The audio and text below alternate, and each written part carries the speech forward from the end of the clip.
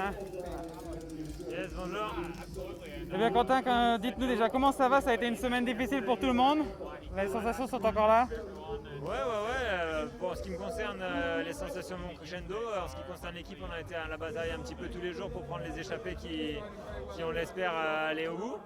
Voilà, aujourd'hui c'est la dernière étape de montagne. C'est un condensé de montagne comme souvent, une étape très courte et voilà. On sait qu'une échappée avec beaucoup de concurrents, elle peut aller au bout même si elle n'a pas forcément beaucoup d'avance.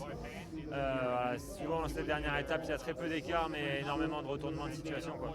Comment attraper la bonne échappée quand on voit ce que ça a été les précédents jours, des plus de 2 heures à chaque fois de bataille? Comment essayer d'attraper l'échappée sans y laisser trop de force?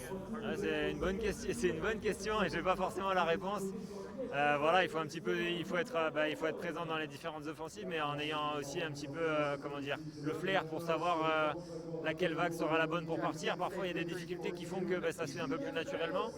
Là, il y a une petite bosse d'entrée, mais c'est peut-être pas forcément là que ça va se passer. Et voilà, si jamais l'échappée n'est pas sortie au pied du premier col, après, ça se fera vraiment à la pédale dans la difficulté.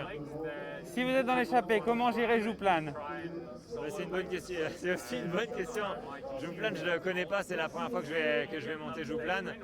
Ça a l'air d'être un sacré morceau.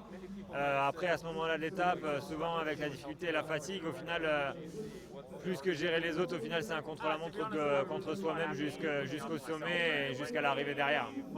Merci beaucoup Quentin, bonne chance.